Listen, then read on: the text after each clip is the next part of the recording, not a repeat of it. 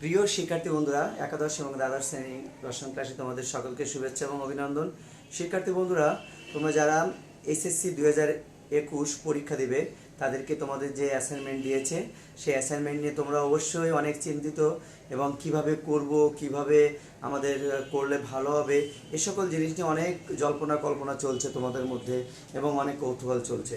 শিক্ষার্থী বন্ধুরা, তোমরা এতটা কেন টেনশন করছো আমি বুঝতে পারছি না। সব কিছু স্বাভাবিকভাবে চিন্তা করো, সব কিছু স্বাভাবিকভাবে মেনে নাও। একটা পরীক্ষা যেমন আসে, আমরা তখন পরীক্ষার জন্য পরীক্ষা দেই এবং সেই পরীক্ষা দিয়ে আমরা রেজাল্ট পাই, ঠিক অ্যাসাইনমেন্টটা ওরকম।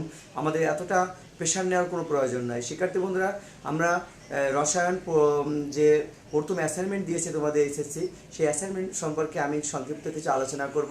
তোমরা আশা করি সেই সংক্ষিপ্ত আলোচনা থেকে তোমরা কিছুটা হলেও উপকৃত পাবে এবং সেই উপকৃত অনুসারে তোমরা অ্যাসাইনমেন্টটা কাজ করতে পারবে। শিক্ষার্থী বন্ধুরা, তোমরা প্রথমত কভার পেজ তোমাকে তৈরি করতে হবে, প্রতিষ্ঠান থেকে সংগ্রহ করতে হবে, অথবা তোমাদের যেভাবে কভার পেজ রয়েছে কভার পেজের ক্রমিক নম্বর তোমাদের 30টা সম্ভবত অ্যাসাইনমেন্ট করতে হবে।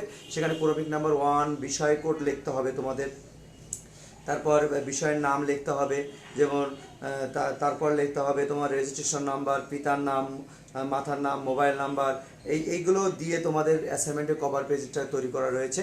তো শিক্ষার্থী বন্ধু, এটাগুলো তৈরি করার পরে আমাদের যে কাজগুলো রয়েছে A4 সাইজে তোমাদের কাগজে লিখতে হবে। এটা চারদিকে তোমরা দাগ দিতে পারো, এভাবে চার কোণা দিয়ে আমরা A4 সাইজের কাগজে চারপাশে আমরা এরকম মার্জিন টেনেও লিখতে পারি, অথবা আমাদের এইবারে যেমন মার্জিন টানলে আমাদের এরকম দাগ থেকে যাবে, এরকম ফিগারও লিখতে পারি, অথবা তোমরা এরকম ফিগারও লিখতে পারো, দুই পাশে দাগ দিয়ে আমরা লিখতে পারি। তো শিক্ষার্থী বন্ধুরা, এটা আমাদের সবাই আমরা জানি, তো তারপরে তোমাদের বললাম যে এভাবে আমরা কাজ করতে পারি। তো শিক্ষার্থী বন্ধুরা, আমরা অ্যাসাইনমেন্টে A4 সাইজের কাগজে আমরা লেখার জন্য চেষ্টা করব। A4 সাইজের কাগজ আমাদের সবচেয়ে অফসেট পেপার যেটাকে বলা হয়ে থাকে, এটা অ্যাভেলেবেল বাইরে পাওয়া যায়, সেটা থেকে আমরা সংগ্রহ করে লিখতে পারি। তো শিক্ষার্থী বন্ধুরা, তোমাদের ধাপে ধাপে কাজ করতে হবে। অ্যাসাইনমেন্টের যে প্রশ্নগুলো রয়েছে ক খ গ ঘ, সেখানে ধাপে ধাপে তোমাদের কাজ করতে হবে। এখানে আমি দেখেছি যে রাদারফোর্ড এবং বোর মডেলে অর্থাৎ পরমাণু মডেল সম্পর্কে কিছু বিস্তারিত আলোচনা রয়েছে। সেখানে তারপর রয়েছে কোয়ান্টাম সংখ্যা সম্পর্কে আলোচনা রয়েছে, হুন্ডের নীতি এবং আবহাওয়া নীতি সম্পর্কে আলোচনা করা রয়েছে। তো এই কয়টা বিষয়ের উপরে তোমাদের 4টে প্রশ্ন দেওয়া আছে। যেমন ক নাম্বার প্রশ্ন রয়েছে বোর মডেলের স্বীকার্য, অর্থাৎ বোর মডেল সম্পর্কে তুমি কি কি তথ্য পেতে পারো, তোমার উপকারিতা কি, বোর মডেলের রাদারফোর্ডের মডেলের সংশোধিত যে রূপটা সে সম্পর্কে তোমাকে বর্ণনা করতে হবে, বোর মডেলের ব্যাখ্যা করতে হবে, বোর মডেলের সাফল্য কি ব্যাখ্যা করতে হবে এবং কতটা যুক্তিসঙ্গত, এইভাবে 4টে লেভেলে তোমাকে বোর মডেল সম্পর্কে ব্যাখ্যা করতে হবে। তো আমরা ছোটবেলা থেকেই শিখেছি যে রাদারফোর্ড বোর মডেল সম্পর্কে অনেক পড়েছি, অনেক শিখেছি। সেখানে আমাদের এখানে কিছু বলার কিছু নাই। তারপর সংক্ষিপ্তভাবে তোমাকে বলি যে তোমরা বোর মডেলে যে সকল তথ্যগুলো দিবে সেগুলো হলো তোমাদের প্রথমত আমাদের বোর মডেল, রাদারফোর্ডের মডেল, সংশোধিত মডেল, এভাবে লিখতে পারো তোমরা। রাদারফোর্ডের মডেলের সংশোধিত মডেল, রাদারফোর্ড মডেলের সংশোধিত মডেল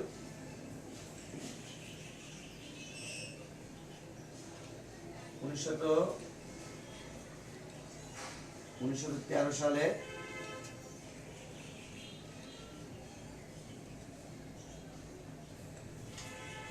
ডেনমার্কের পদার্থবিজ্ঞানী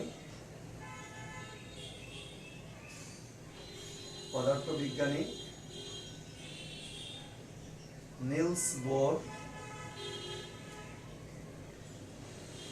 এই ত্রুটি সংশোধন করেন। এই ত্রুটি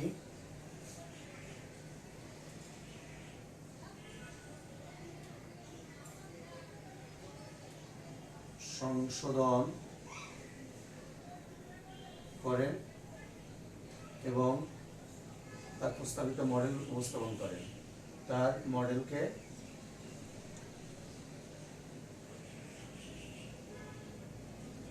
উপস্থাপন করেন। এভাবে আমরা অ্যাডিংটা লিখতে পারি। শিক্ষার্থী বন্ধুরা, লেখার পরে আমাদের ক নম্বরে যে ফিগারটা রয়েছে, ক নম্বরের প্রশ্ন, তো এভাবে আমরা লিখে এবার আমরা বোর মডেলে তোমাদের এসে বইতে 3টে সহকারে ব্যাখ্যা ইলেকট্রনের স্থির কক্ষপথ বোর মডেলের।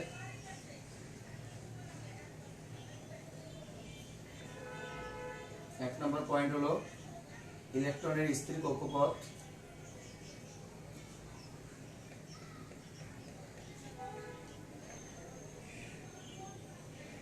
দুই নম্বর হলো ইলেকট্রনের কৌণিক ভরবেগ। এখানে একটা শক্তি স্তরের ধারণা দিতে পারি, শক্তি স্তরের ধারণা। ইলেকট্রনের কৌণিক ভরবেগ,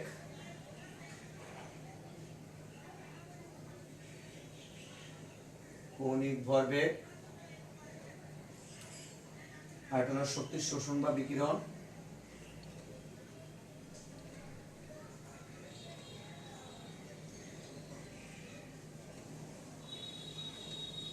এই তিনটা জিনিসকে তোমাকে বর্ণনা করতে হবে। তো শিক্ষার্থী বন্ধুরা, আমরা অনেকবার পড়েছি ইলেকট্রনের স্থির কক্ষপথ বা শক্তি স্তরের ধারণা, যে ইলেকট্রনগুলো নিউক্লিয়াসকে কেন্দ্র করে চারিদিকে অনবরত ঘোরে এবং এটা নির্দিষ্ট দূরত্ব বজায় রেখে ঘোরে, তাই তো? এবং যে কখনো এটা কেন্দ্রে পতিত হয় না।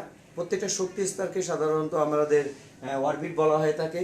অরবিটের ক্ষেত্রে এন এর মান হলো, আমরা কি ব্যাখ্যা করি, এন সমান সমান 1 2 3 4 এভাবে ব্যাখ্যা করি। n সমান সমান 1 হলে k সেল, n সমান সমান 2 হলে l সেল, n সমান সমান 3 হলে m সেল, এভাবে আমরা ব্যাখ্যা করি। তো শিক্ষার্থী বন্ধুরা, এভাবে ইলেকট্রনের স্থির কক্ষপথ এবং কৌণিক ভরবেগ সম্পর্কে তোমার মতবাদ দিয়ে এখানে সুন্দর করে উপস্থাপন করবে। তো তারপর ইলেকট্রনের কৌণিক ভরবেগ কিভাবে লিখবে? ইলেকট্রনের কৌণিক ভরবেগে আমরা জানি যে mvr সমান সমান nh/2 পাই এর অখণ্ড গুণিতক, অর্থাৎ n এর মান সবসময় 1 2 3 4 পূর্ণ সংখ্যা হবে। অর্থাৎ ইলেকট্রনগুলো যে শক্তি স্তর বা কৌণিক ভরবেগে ঘোরে, তা এই কৌণিক ভরবেগটা হলো nh/2 পাই এর অখণ্ড গুণিতক। এনটাকে কক্ষপথ বলা হয়, এইচটাকে প্লাঙ্কের ধ্রুবক বলা হয়। এইচ এর মানটা আমরা এখানে জানি 6.626 গুণ 10⁻³ জুলস। পাই মানটা আমরা জানি 3.1416, আর এনটা হলো কক্ষপথ। তো শিক্ষার্থী বন্ধুরা, এভাবে আমরা ইলেকট্রনের কৌণিক ভরবেগ সম্পর্কে বর্ণনা করতে পারি। তারপরে শক্তির শোষণ বা বিকিরণ আমরা কক্ষপথ দিয়ে এরকম ব্যাখ্যা করেছি, আমরা আরো বিস্তারিত করব, আমি তোমাদের সংক্ষিপ্তভাবে আলোচনা করছি। যেমন ইলেকট্রনটা যদি তোমার প্রথম কক্ষপথ থেকে দ্বিতীয় কক্ষপথে যায়, তাহলে শক্তির শোষণ ঘটে। এখানে কি ঘটে? শক্তির শোষণ। আর যখন আবার দ্বিতীয় কক্ষপথে ফিরে আসে, তখন শক্তির বিকিরণ ঘটে। এই শক্তির শোষণ বা বিকিরণটা সাধারণত আমরা প্রকাশ করি ডেল ই সমান সমান E2 মাইনাস E1, যেটা প্লাঙ্কের সমীকরণ এইচ নিউ দ্বারা প্রকাশ করে থাকি। তো শিক্ষার্থী বন্ধুরা, এইভাবে বোর মডেলের আমরা স্বীকার্যটা বর্ণনা করব। এই স্বীকার্যটা আমাদের হাজারিনাগের বইতে আমি তোমাদের এখানে লিখে দিচ্ছি, দেখো। হাজারিনাগ 2.1.3, এখানে তুমি পুরো স্বীকার্যটা পাবে, তুমি সুন্দর করে এখান থেকে উপস্থাপন করতে পারবে। তো শিক্ষার্থী বন্ধুরা, আমি তোমাকে একটু বুঝিয়ে দিলাম, তোমরা এভাবে সুন্দর করে লিখে এটাকে স্বীকার্যটা লিখবে। এরপর তুমি বোর মডেলের সীমাবদ্ধতা তুমি লিখলে। এরপর একটা টপিক, এটা হলো স্বীকার্য। স্বীকার্যের পরে তুমি যাবে সীমাবদ্ধতা। তো শিক্ষার্থী বন্ধুরা, এগুলো স্বীকার্য তোমরা এভাবে বর্ণনা করলে, এরপর হলো সীমাবদ্ধতা। তো সীমাবদ্ধতা তুমি এখানে লিখলে বোর মডেলের সীমাবদ্ধতা। তো বোর মডেলের সীমাবদ্ধতা দিয়ে তুমি কয়েকটা পয়েন্ট অনুসারে এখানে ব্যাখ্যা করলে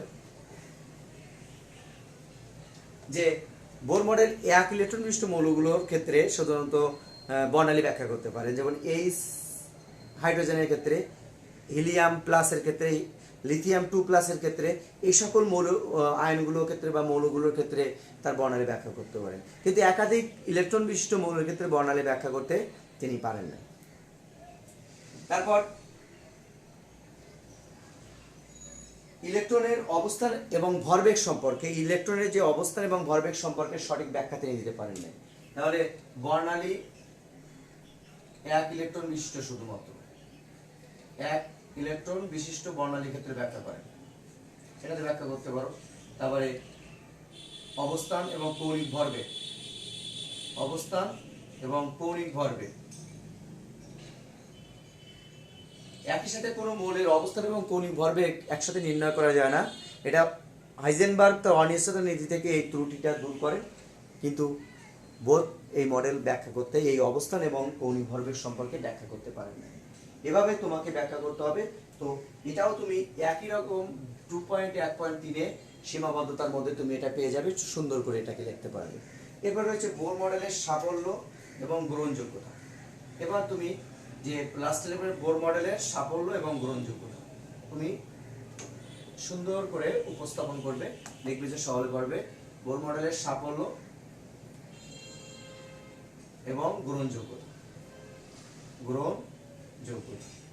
তো সাফল্য এবং গ্রহণযোগ্যতা সেক্ষেত্রে আমরা বলি যে সে কক্ষপথে ব্যাসার্ধ নির্ণয় করতে বোর ব্যাখ্যা করে গেছেন, শক্তি স্তর নির্ণয়ের ক্ষেত্রে ব্যাখ্যা করে গেছেন কিভাবে একটা কক্ষপথে শক্তি স্তর নির্ণয় করতে হবে, শক্তির ইলেকট্রনের বেগের মান নির্ণয় করতে হবে, কক্ষপথে ব্যাসার্ধের মান নির্ণয় করতে পারবে। এই বোর মডেল আবিষ্কারের কারণে কিন্তু এই তথ্যগুলো পেয়েছি। তো শিক্ষার্থী বন্ধুরা একই রকম পয়েন্টে আমরা এই তথ্যগুলো আমরা পেয়ে যাব। এখানে কয়েকটা 2-3টে পয়েন্টে তুমি বোর মডেলটা পুরো ব্যাখ্যা করবে। পুরো লাস্টে তুমি ফিনিশিং করবে যে বোর মডেল থেকে যে শুধুমাত্র যে রাদারফোর্ড মডেল সংশোধন করেছেন এবং যে তার ত্রুটি ছিল না তা না, তার ত্রুটি থাকলেও বোর মডেলটাই সবচেয়ে পরমাণুর মডেলের সাফল্যজনক মডেল। অর্থাৎ পরমাণুর মডেলটাকে সামনের দিকে গতিতে এগিয়ে নিয়ে গেছে কে? বোর মডেল নিয়ে গেছে। এটাকে আমাকে লাস্টে ফিনিশিংয়ে উদ্দীপকের সম্পূর্ণ যে লেখার পরে ফিনিশিংটা এইভাবে আমরা করে গেলাম। তো শিক্ষার্থী বন্ধুরা সহজে কিন্তু রাদারফোর্ড এই পরমাণুর মডেল সম্পর্কে আমাদের সংক্ষিপ্ত আলোচনা হয়ে গেল। এরপর রয়েছে কোয়ান্টাম সংখ্যা, তোমাদের দ্বিতীয় নম্বরের পয়েন্ট রয়েছে কোয়ান্টাম সংখ্যার তাৎপর্য ব্যাখ্যা করব। আমি সেটা কিন্তু সম্পর্কে আলোচনা করব সংক্ষিপ্তভাবে। শিক্ষার্থী বন্ধুরা তোমরা খেয়াল করবে, দ্বিতীয় নম্বর পয়েন্ট রয়েছে কোয়ান্টাম সংখ্যার তাৎপর্য। কোয়ান্টাম সংখ্যার তাৎপর্য ব্যাখ্যা করো।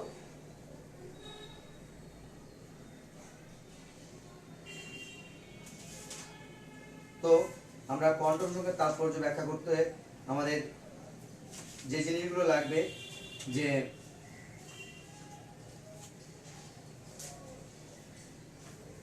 প্রথমত আমাদের কোয়ান্টাম সংখ্যা কি সংজ্ঞাটা লিখবা। কোয়ান্টাম সংখ্যা কি?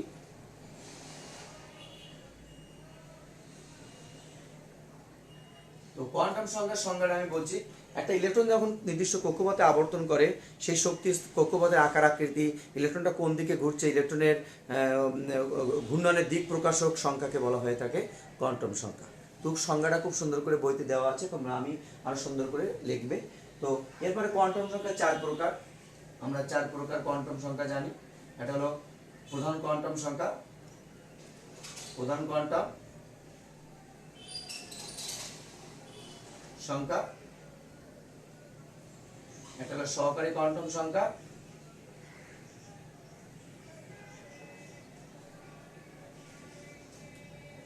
এটা হলো অ্যাজিমুথাল কোয়ান্টাম সংখ্যা বা চুম্বক কোয়ান্টাম সংখ্যা,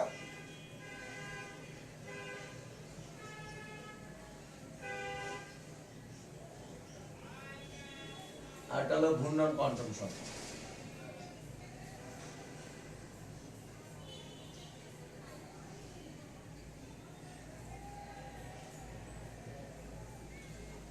এখানে আমরা সংক্ষিপ্তভাবে আলোচনা করব।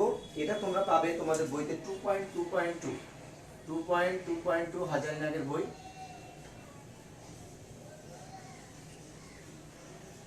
2.2.2 তোমরা সুন্দর করে বর্ণনা পাবে।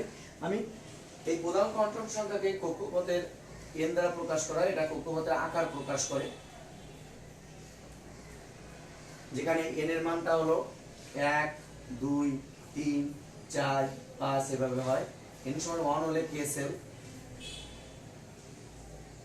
2 হলে এল সেল, 3 হলে এম সেল, এভাবে সাধারণত সেলগুলো প্রকাশ করে। বোর মডেলের থেকে এই তথ্যটা নেওয়া হয়েছে। সুতরাং এটা কক্ষপথে কি প্রকাশ করে? আকার প্রকাশ করে থাকে।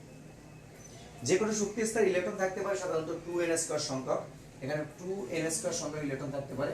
কেসের ইলেকট্রন থাকে কেসের 2 × 1 স্কয়ার দুটি, এল সেলের ইলেকট্রন থাকে 2 × 2 স্কয়ার কত 8টি, এম সেলে হলো 18টি, এন সেলে 32টি, ও সেলে 50টি, কিন্তু না 50টি নয় 32টি, সর্বোচ্চ ইলেকট্রন থাকতে পারবে 32টি, কারণ 2n স্কয়ার সংখ্যক সূত্রটা KLMN এই পর্যন্ত সূত্র খাটবে, এর পরবর্তীতে সূত্রটা খাটবে না।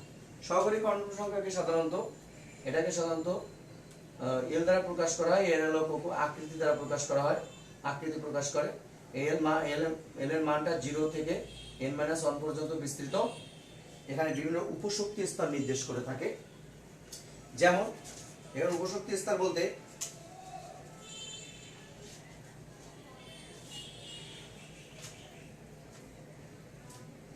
এল সমান 0 হলে এস উপশক্তি স্তর বা এস অরবিটাল, এন এর মান হলো 1 হলে পি উপশক্তি স্তর, এন এর মান 2 হলে ডি উপশক্তি স্তর, এন এর মান 3 হলে এফ উপশক্তি স্তর। এভাবে সহজে আমরা নির্ণয় করতে পারি। তারপরে তুমি দেখো শিক্ষার্থী বন্ধুরা, এখানে চৌম্বক কোয়ান্টাম সংখ্যা, এটা আবার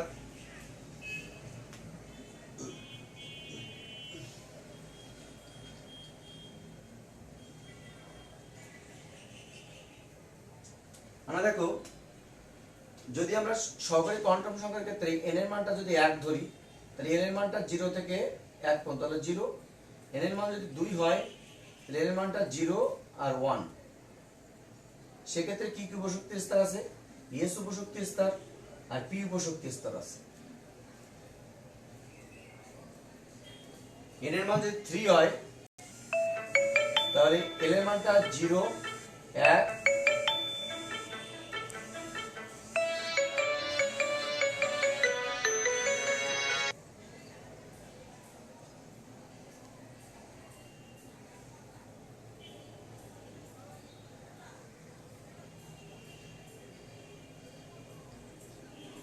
n এর মান যদি 3 হয় তাহলে l এর মান 0,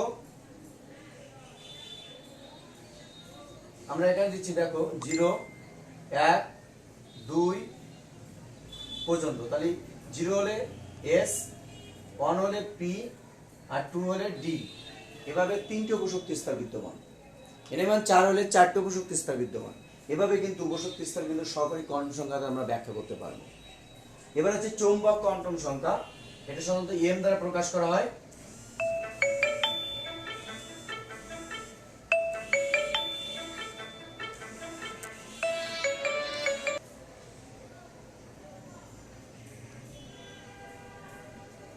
চৌম্বক কোয়ান্টাম সংখ্যা আমরা সাধারণত m দ্বারা প্রকাশ করে থাকি।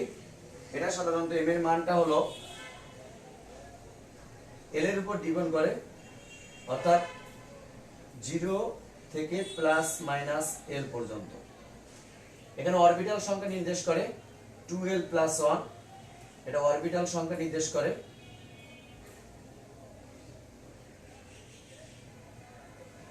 আর 2l+1 × 2 এটা অরবিটাল ইলেকট্রন সংখ্যা নির্দেশ করে।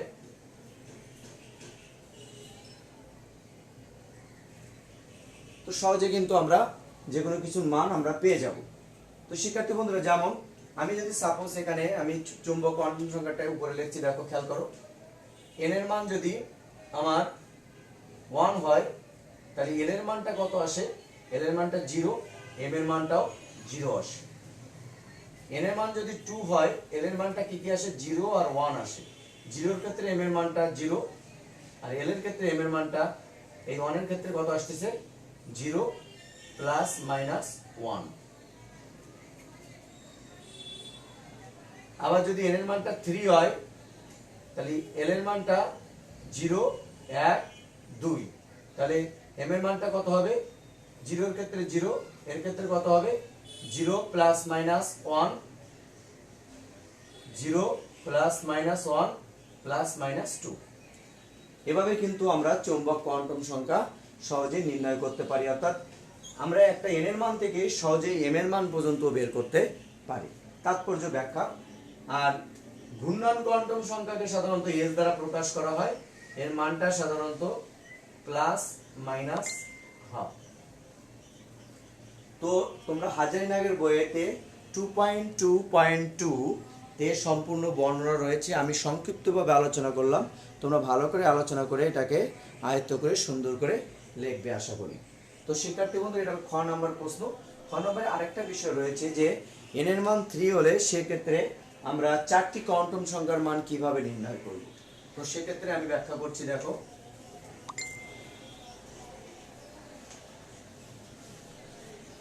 এন এর মান 3 হলে 4টি কোয়ান্টাম সংখ্যা ব্যাখ্যা। 4টি কোয়ান্টাম সংখ্যা থেকে মোট অরবিটাল ও ইলেকট্রন সংখ্যা বের করো।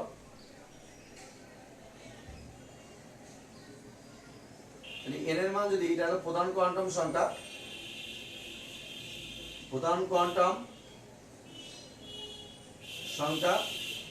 সহকারী কোয়ান্টাম সংখ্যা,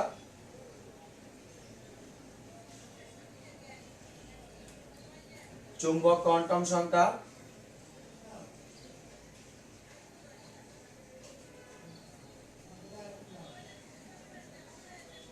এবার হলো অরবিটাল সংখ্যা, স্পিন কোয়ান্টাম সংখ্যা, আমি এখানে নিচে লিখছি স্পিন কোয়ান্টাম সংখ্যা,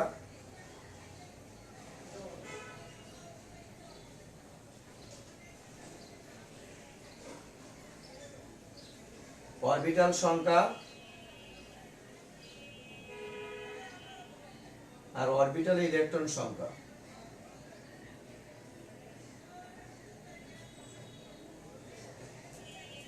তো শিক্ষার্থী বন্ধুরা, আমরা সহজে এটা ব্যাখ্যা করতে পারবো। খেয়াল করো, আমাদের প্রধান কোয়ান্টাম সংখ্যাকে এন দ্বারা প্রকাশ করা হয়। এন, এটা এল, এটা এন, এটা এস, এটা হলো অরবিটাল সংখ্যা, এন সংখ্যা। এন এর মান বলেছে 3, তো এল এর মানটা 0, 1, 2। 0 হলে এখানে 0, এটা হলো 0 -1, 0 +1, -2 +1, 0 -1 +1 +2। এস এর মানটা কি হবে? এর ক্ষেত্রে 0 এর ক্ষেত্রে প্লাস মাইনাস হাফ, এর ক্ষেত্রে plus minus half, plus minus half, plus minus half, এর ক্ষেত্রে plus minus half, plus minus half, plus minus half, plus minus half, 4, 3 আরটা হলো প্লাস মাইনাস হাফ। এভাবে 5টা অরবিটালে আমরা ইলেকট্রন পেয়ে গেলাম। এটা হলো দুটো, 2 আর 2 4, 4 আর 2 6 আর 2 8, 8 আর 2 10, আর 2 12, 2 14, 2 আর 2 4 আর 2 6 8, 10 12 14 16 18টা 18টা ইলেকট্রন পেয়ে গেলাম। অরবিটাল সংখ্যা, এক্ষেত্রে অরবিটাল সংখ্যা হলো একটি, আমরা এম এর মান থেকে অরবিটাল সংখ্যা বের করব। এক্ষেত্রে অরবিটাল সংখ্যা 3টা, এক্ষেত্রে অরবিটাল সংখ্যা হলো 5টা, এক্ষেত্রে অরবিটাল সংখ্যা হলো, অরবিটাল ইলেকট্রন সংখ্যা 2টো, এক্ষেত্রে অরবিটাল সংখ্যা হলো 3টা, 3টাতে 2টো করে ইলেকট্রন যাবে, প্রত্যেকটা 2টো করে।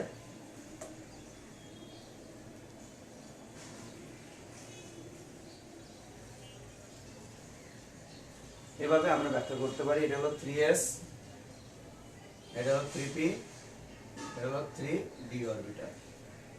তো মোট অরবিটাল আমাদের কয়টা আসলো? মোট অরবিটাল 1টা 2টো 3টে 4টা 5টা 6টা 7টা 8টা 9টা, আর এখানে আসলো 18টা ইলেকট্রন। তাহলে মোট অরবিটাল হলো, মোট অরবিটাল 9টা, মোট ইলেকট্রন সংখ্যা 18টা। অর্থাৎ তৃতীয় শক্তি স্তরে ক্ষেত্রে সর্বোচ্চ ইলেকট্রন এখানে থাকতে পারছে কত? 18টা ইলেকট্রন থাকতে পারছে। তো শিক্ষার্থী বন্ধুরা, এটা হলো আমাদের কোয়ান্টাম সংখ্যা থেকে, 4টি কোয়ান্টাম সংখ্যা থেকে আমাদের এন, এল, এম এর মান হিসাব করে মোট অরবিটাল ইলেকট্রন সংখ্যা বের করলাম। এরপরে শিক্ষার্থী বন্ধুরা, আমাদের যেটা রয়েছে সম্ভবত তোমাদের 12 নম্বরে আহ্বায়ক নীতি, আহ্বাবক নীতি, এটা গ নম্বরে ছিল। তারপরে রয়েছে ঘ নম্বরে রয়েছে তোমাদের পটাশিয়াম এবং ক্রোমিয়ামের ইলেকট্রন বিন্যাসে ক্ষেত্রে আহ্বাবক এবং হুন্ডের নীতি অনুসারে ব্যাখ্যা করো। তো শিক্ষার্থী বন্ধুরা,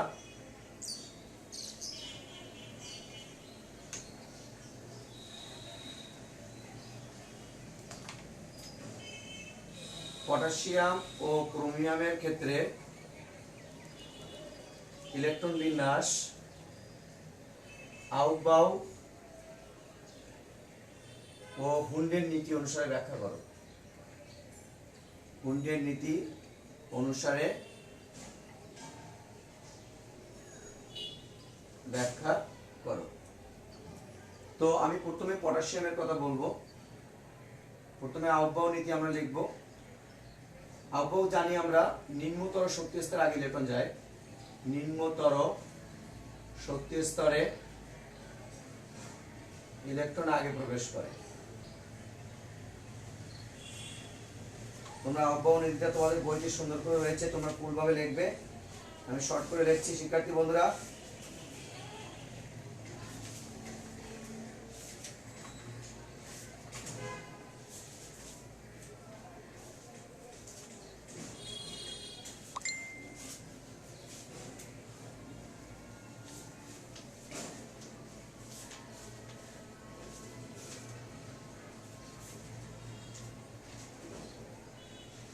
তোমাদের বইতে হাজারিনাগের বইতে সাধারণত 2.4 হাজারিনাগ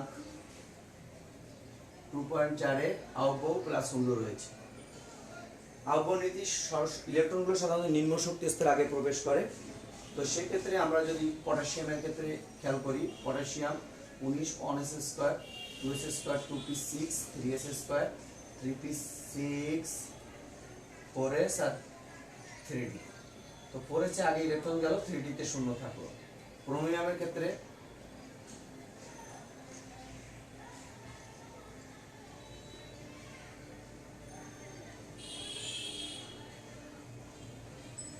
তো এখানে কেন 4s ইলেকট্রন আগে গেল, 3d তে পরে গেল?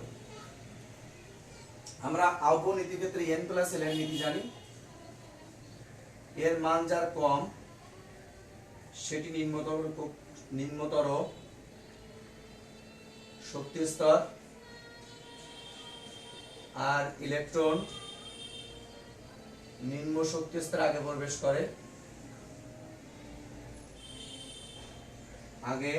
প্রবেশ করে, তাহলে 4s এর ক্ষেত্রে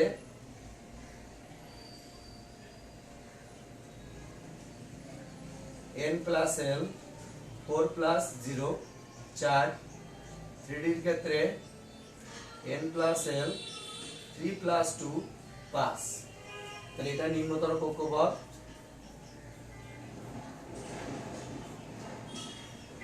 এই ইলেকট্রনটা এই নিম্নতর কক্ষপথে আগে প্রবেশ করে। এজন্য পটাশিয়াম এবং ক্রোমিয়ামের ক্ষেত্রে 4s এ আগে ইলেকট্রন যায়, 3d তে পরে যায়। তো শিক্ষার্থী বন্ধুরা, এটা হলো আহ্বাবক নীতির ব্যাখ্যা। আমরা হুন্ডের নীতি অনুসারে পটাশিয়াম এবং ক্রোমিয়ামের ব্যাখ্যাটা করব।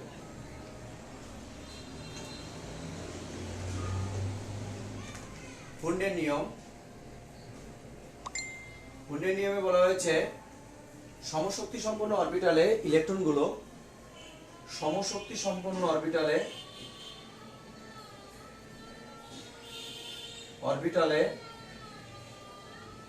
ইলেকট্রনগুলো ক্রমান্বয়ে একমুখী স্পিন হয়ে আগে একমুখী স্পিনে প্রবেশ করে। পরে যদি আরো ইলেকট্রন থাকে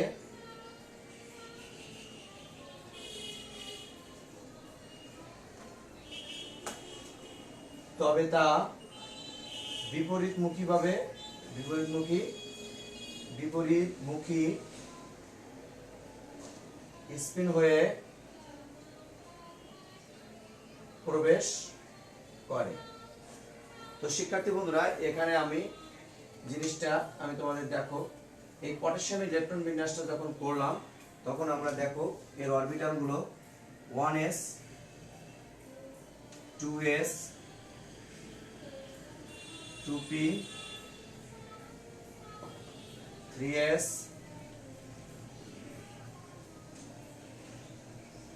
3p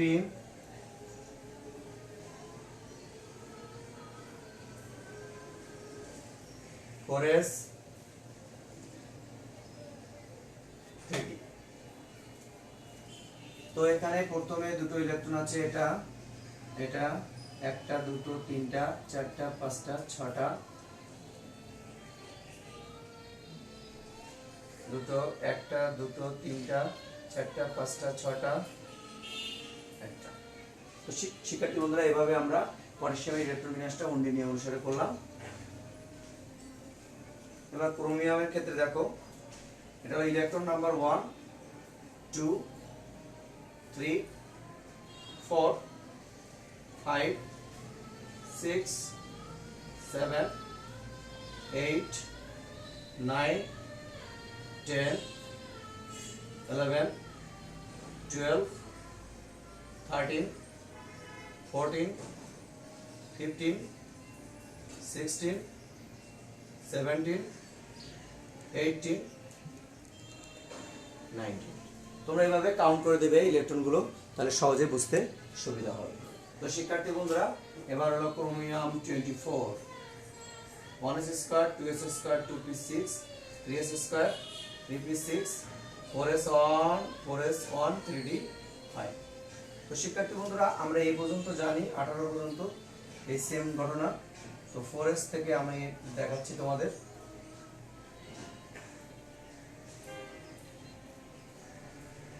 ফোরেসে একটা একটা দুটো তিনটে চারটে পাঁচটা, এই যে electron number 19, electron number 20, electron number 21, 22, 23, 24।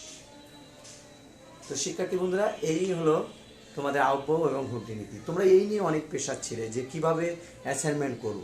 আমি যে কথাগুলো তোমাদের বললাম, তোমরা ভালো করে মনোযোগ সহকারে বারবার দেখো, এবং এটা আমি যেসব জায়গায় তোমাদের বলেছি যে সেগুলো বই থেকে একটু হেল্প নিতে বা তোমরা সুন্দর করে লিখতে, তোমরা দেখবে অনেক ভালো করতে পারবে।